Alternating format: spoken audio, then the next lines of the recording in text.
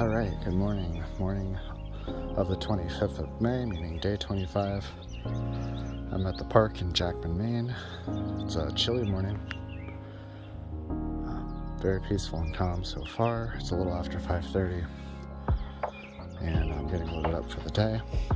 I've got, according to the forecast, about 2 more days of wind out of the southwest primarily, and then it's going to switch back for the foreseeable future out of the northwest for a while after that. Cold front's coming in. I'm gonna get packed up and get moving. So it's been an absolutely beautiful morning so far. Shortly after leaving the Jackman area, I saw 3 deer drinking down at the river. I've bumped into 2 different beavers at different spots along the river too. It's still crisp. The sun's starting to chase away the fog, which is really pretty. And the further I'm getting away from town, I can still hear there's a pretty busy road nearby, but it's starting to feel much more like a wilderness. It's about 7:30. I made pretty good time on the Moose River. It was beautiful. Saw a couple more beaver that were not happy to see me and slapping their tail, but it's still beautifully calm. This water is very shallow. I'm going to continue to try to make decent time on this beautifully flat lake, and I'm on this for a long time. They're not joking when they say long pond. So these are definitely a little bit bigger than I would have guessed. You kind of come around a little bit of a blind corner after some really easy stuff, and then this right here isn't so bad, but then all of a sudden you look forward and there's all these pour overs and a lot of water going through, and then what could just be wave trains there looks like to me like it actually has some pour over rocks too. So this is a little bit more than I want to be doing in a Kevlar carbon boat that's loaded. So what I'm going to actually do is, for the first time this trip, I'm going to line my boat down this first flow here and then hop back in on that rock, and I'm comfortable finishing up through that. So most of the rapids in this section are more like that, like little class 1s with a bunch of current. That's a little bit more of a rock garden than most of the class 1s that I've been through on this trip, especially in New York. So it's fun. I mean, that's the kind of thing that I'm comfortable running in this boat. I have enough control, and it's not going so fast that if I do hit a rock, I'm likely to break anything in half. That must be the demo bridge, which has significant whitewater on the other side of it. So this is where the portage is going to start. It's got like class 4, so no thanks. It's like a 3.5 mile portage. I think mileage wise, it's the longest portage I have left, and it's mostly wheelable, so not too bad. All right, here we are. The portage is nice and signed. That's good. You certainly don't want to go too far because that looks like it picks up quick and drops fast.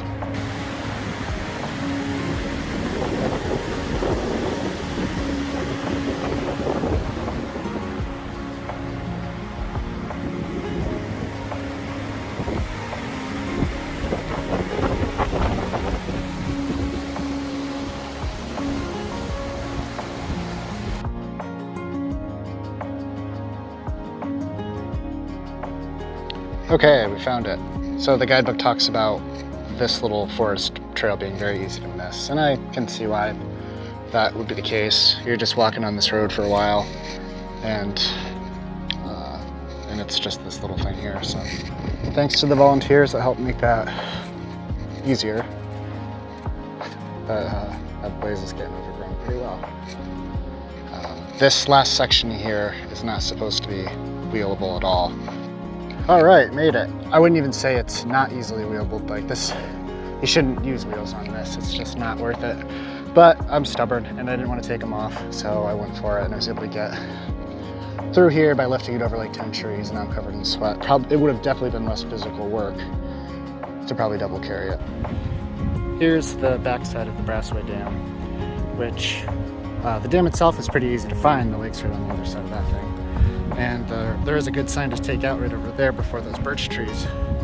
But then the line on the map kind of makes it, to me, looks like it would go into those woods over there.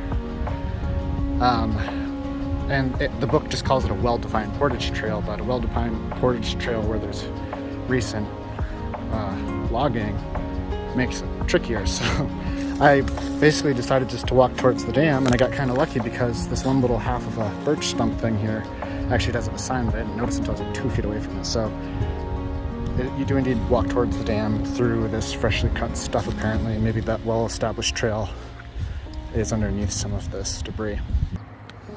Here we are, Moosehead Lake. That thing is really impressive. The map and stuff show like a cliff there, but it's way bigger than I would have guessed in real life, so pretty beautiful.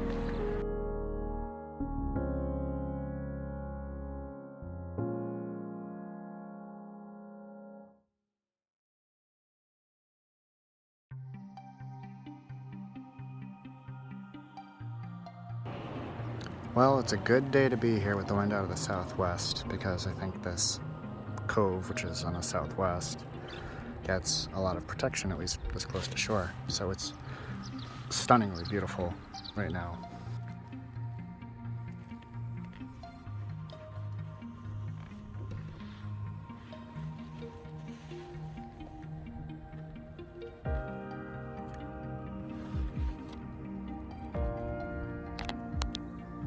So my original plan was to go over here to stay really sheltered. The wind's supposed to be coming out of the southwest, so I figured that would be the most protected, which it probably would be.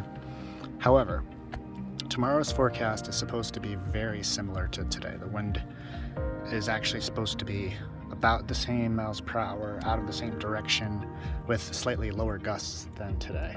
I think that I'm feeling comfortable enough to work my way to one of these two, probably the further north one if it's empty, which so far most things have been, besides Flagstaff. So that way in the morning, the only big crossing that I really have is first thing up to here, and then I will likely hug the shoreline, skipping this bay if it's still nice in the morning, and then coming up here, and then making that other big crossing. The continuation of the plans for anybody that's interested. So then I have a 2-mile portage, which sounds like a lot, but that's like a baby one compared to what I've been doing. And that enters the west branch of the Penobscot, which is a spot I'm really looking forward to. I used to do that as a trip occasionally with my family and my now in-laws.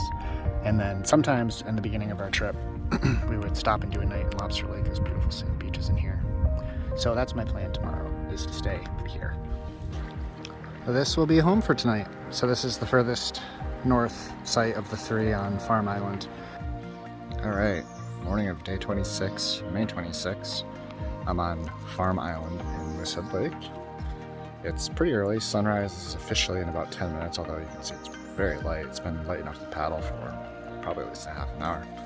So I got up early and wanted to get out before the winds had a chance to really pick up.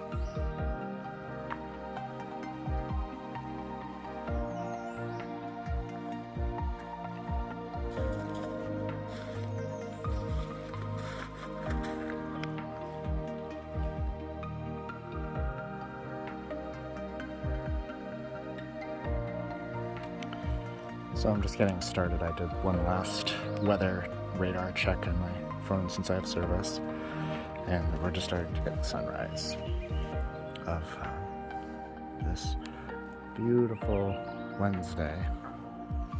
So the very, very far distant horizon there is somewhere over there is the north end of the lake. So I'm gonna head to that point there and then stay pretty close to the western shore in case any thunderstorms or anything do pick up. But it's a lot calmer now than it was an hour ago, so I'm gonna take advantage of it. Check out this gorgeous place. I am jealous. It's a beautiful home, not too big, not too small. Nice lawn. And then you get this every morning, including a nice open look at where that sun rises. Sweet gig. Now that I'm further up into the big northern bay of Moosehead Lake, things have really calmed down. I think that the lake has had a chance to settle from those strong winds that blew through with that really strong thunderstorm very early this morning. So it's not glass, but it's about as close as you could really ever hope for. So even though it's really nice right now, you can see that there's still a lot of water over there to go. And that general direction is basically where the takeout is. So I'm gonna stick to my game plan, play it safe, So you can see that mountain right there, that should be this here. So it's just ahead of me. So I'm probably somewhere right around here. So I'm gonna continue with my plan, follow this shore here, cross probably behind this little island, and then follow the western shore here. Here we are, northern shore. Things just started kind of picking up out there. So perfect timing. This is the beginning of the Northeast Carry. There's supposed to be a general store along the way. I have no idea if it's open right now. Everything in Maine seems to happen earlier. So there's a good chance that it is. I'm gonna go see if it is. And it's about a 2-mile portage here. If I'm not mistaken, that's the longest one remaining of the trip, which is pretty wild. It's supposed to be all on dirt roads too.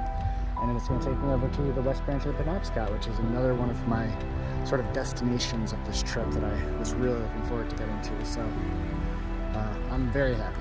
It's a good day. So I just finished the northeastern carry, and this is the west branch of the Penobscot. So this is the only real part of the west branch that's in this area that I haven't been in. I've always put in at Lobster Stream, which is a little ways downriver. So this is a little bit more new territory for me until I hit Lobster Stream. I stopped in at Raymond's country store along the way and had a chat with him. He's a hoot, he's quite the character, pretty funny, very sassy.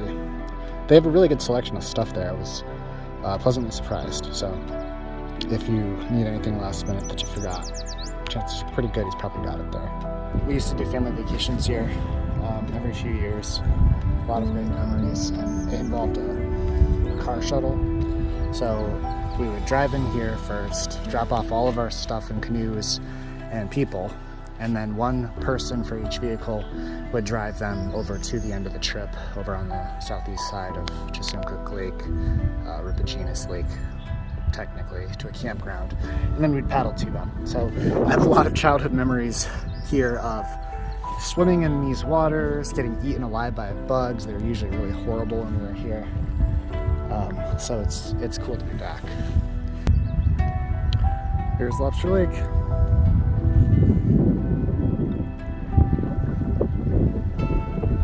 Beautiful white sand beaches on it. There's a ranger station right over there, so if you need help in an emergency, you've got help there.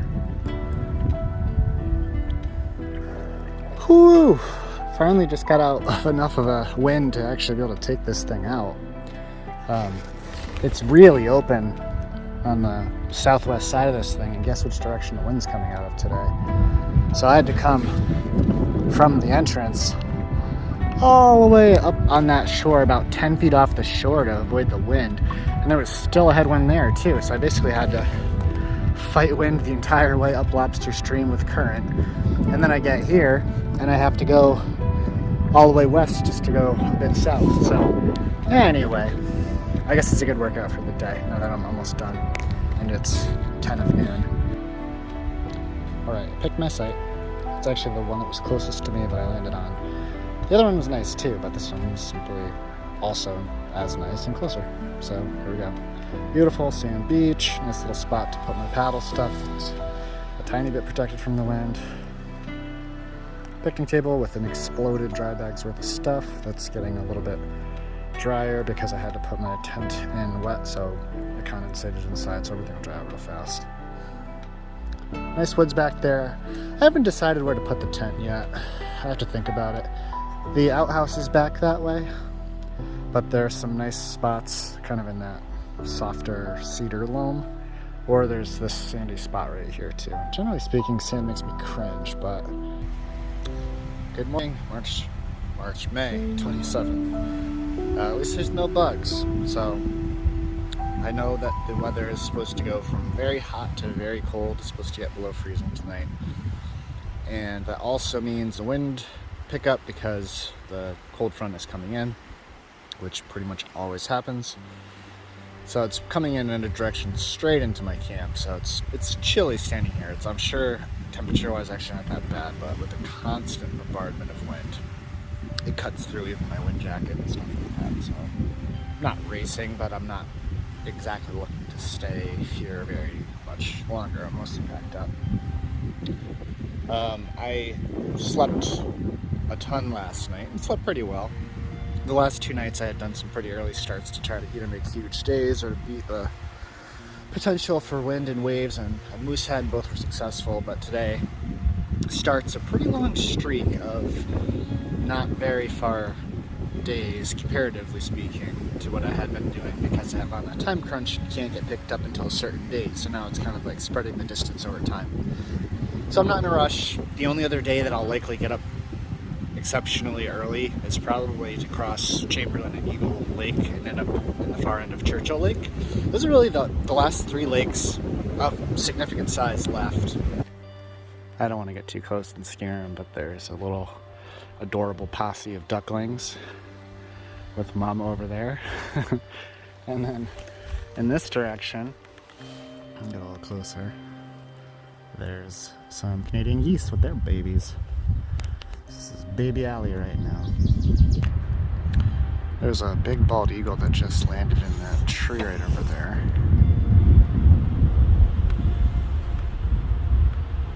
Hopefully you can see him okay. Should be right about here.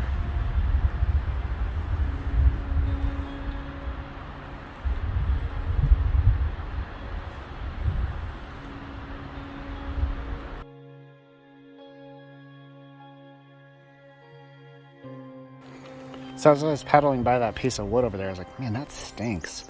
And then I realized it's not a piece of wood, that's actually a moose carcass. So that's why it stinks. It's unfortunate. So I guess that's like moose tracker 1.2, if you can count that as a 0.2 of a moose. So far I've only seen the one crossing Route 16 in New Hampshire when I was road portaging, so Allagash will likely increase that though, but yeah, that's unusual. Moose body in the water. Alright, here we go.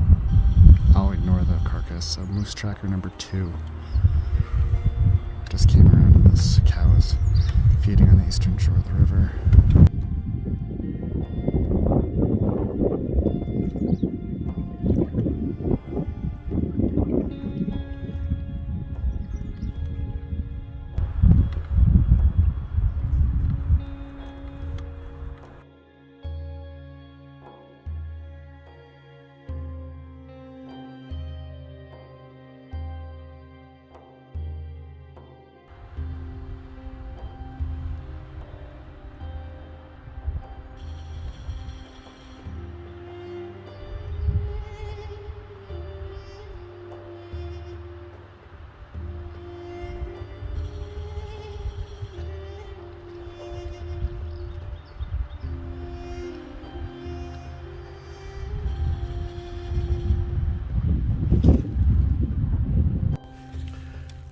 The river splits here, and most of the water goes to the current river right. But I wanted to take a short video of Big Island, which has 2 sites on it, the one right here with the stairs going up, and there's one on the backside as well. And this is another one of those nostalgic places because we almost always spent our second night after Lobster Lake at this site when it was open. So it's neat to be back and see it. I remember maybe it wasn't last trip, but a trip where we were having a contest to see who could skip stones from that beach to this point. There's another campsite right around this point called Oulette's. And I remember it seeming like it was almost impossible to do. And we finally got one to go across, but now you look at it, at least from this perspective, and it doesn't seem that far at all. So there's a fun little class 1 rip that goes on the east side of Big Island. So it was pretty deep. There was a couple rocks to dodge, but it was really easy. So that was fun. There's a lot of froth and current continuing down here, so that added a little bit of spice to the ride on the river.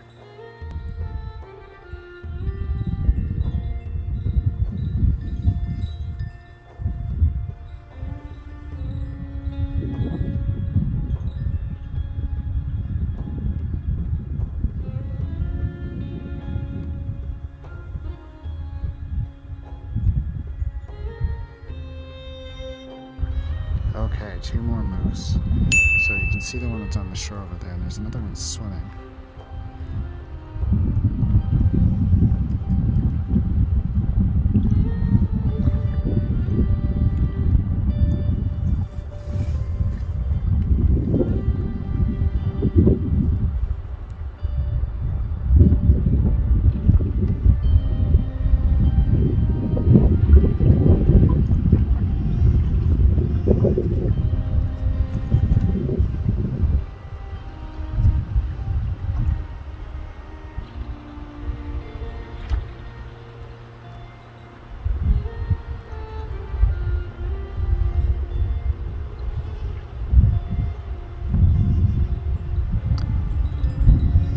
Some space and make sure I stay on this side of the river so I don't spook them, because I think they do want to cross, so I don't want to miss them.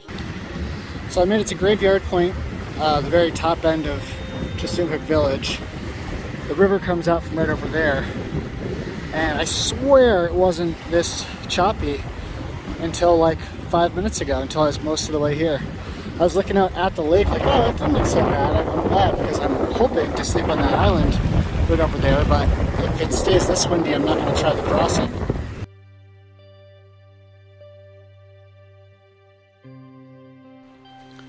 This is the restored Chesuncook Village Church. And to my fortune, there's a library here that actually says in multiple spots, please help us weed out the library.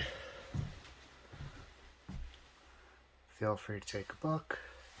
Which is perfect, because I was actually going to just go up to random people and ask if I could buy one off of them. So, score. So I'm going to spend a tiny bit of time going through here and just see what's available. But this will be fantastic, so I'm happy. Right after this, I'm going to head over to the lake house. Alright, this is what used to be the store. So, it looks like it's closed up. But I have so many childhood memories of coming here, and the man that lived here would make root beer for himself and homemade fudge and breads and things, and he would sell them on this porch. There's a bell over there you could ring, and then he'd come to the door. And that was just such a highlight, especially being a kid, knowing that partway through your camping trip, it felt super rough at the time, you'd be able to get treats and soda. So the last time I was here was 10 years ago, and he was around, but he wasn't very healthy. He was on an oxygen tank, and there was a caretaker here that was taking care of him, so it's almost certain that he's passed. But I wanted to come down and look at this place, and some part of me hoped that there was still like the store and somebody had taken it over, but it doesn't look like it. So it was a great memory here, though. Well, that's certainly not something I've seen before. It looks like a quite large house with a shuttle bus at it. That's a very surprising thing. I wouldn't have guessed I'd see something like that today.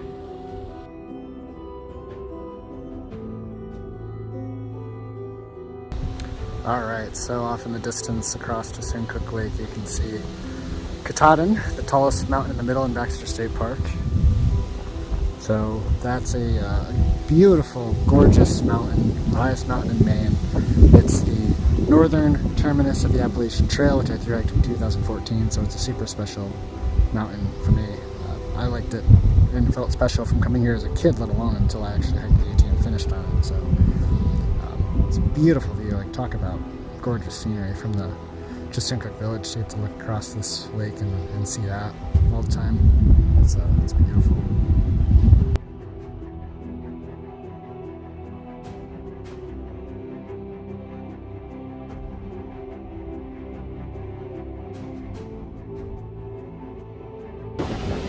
So this is the kind of stuff that would be dumb for me to go out into. So even though I want to end up on that island over there, it just wouldn't be wise. So what I'm going to do is I'm going to have my dinner over here since it's getting close to 6. Oftentimes things start simmering down around 7 or 7:30. So I'm going to give this a chance to do that. It might not, because that cold front's coming in. It might be a continuous wind until it's here. And if that's the case, a local said that in the past people have set up their tent by the church. And that's what I'll do if this doesn't simmer down relatively soon, meaning like after my dinner. Yeah, there's whitecaps all the way across. It's not far, it's less than a half-mile crossing. But it's making risky decisions like that when you're on a solo trip that just are not worth it. Well, here we are. So I did set up at the church because the lake just never calmed down. Got a little better, but not to the point where I felt great about crossing it when I didn't really need to, so I'll leave as tiny of an impact here as possible, get out of here in the morning, and it's very wonderful that there's a place that will let me crash when I need help again.